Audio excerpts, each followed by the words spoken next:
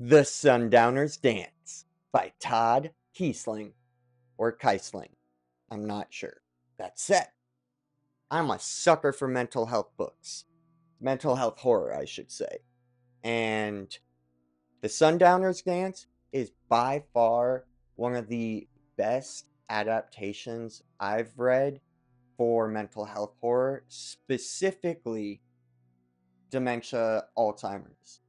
As someone who worked in geriatric care for 5 years, two of which were COVID times, and that broke me, I really respect going for this style of horror and playing with geriatric main characters.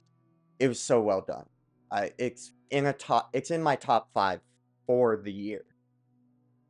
I do think the question kind of can come up when we get into mental health horror about, is it even real to the story? And I would say yes, it is real to the story because it's almost a catch-all. It's an excuse for many people to explain away acts and behaviors. But no, the story is not specifically about dementia or Alzheimer's. In fact, it's about a cosmic entity hanging over a silent and very creepy little retirement community somewhere in, I believe, rural Pennsylvania. However, the story is predominantly about our protagonist, Jerry, who has lost his wife of 40, 60 years, partner in crime, best friend, gone. Didn't want to be alone anymore, needed to downsize, got talked into moving to this community. Unfortunately, from the get-go, he can get the sense he is an outsider, but I love the way Keisling, sorry, explains the trauma of this man starting over at such a late stage in life and the depression that comes with that, with losing your partner, with losing someone who has been by your side and has helped you through all of your ups and downs, and you've done the same for them. It's tragic, and that is a deep underlying premise to the horror of this, is the natural tragedy of aging. And for Jerry, he is an introvert who has just moved to Eastview Acres, the one retirement community filled with extroverts who are all beyond healthy, active, and want nothing more than for him to be a part of the community. That's not what Jerry wants.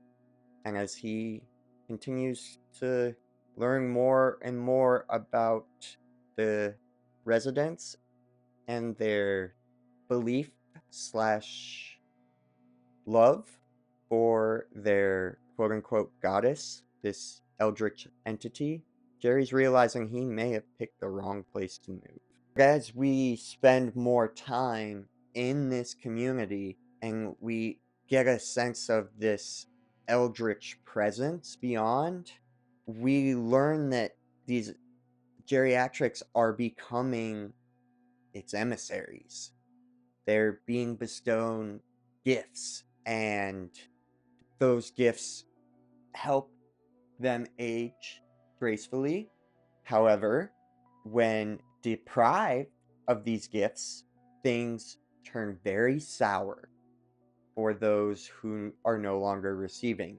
Specifically, mentally and physically messes with them. Again, kind of diving back towards that use of Alzheimer's and dementia as a catch-all explanation to pass things off, to pass the buck, if you will.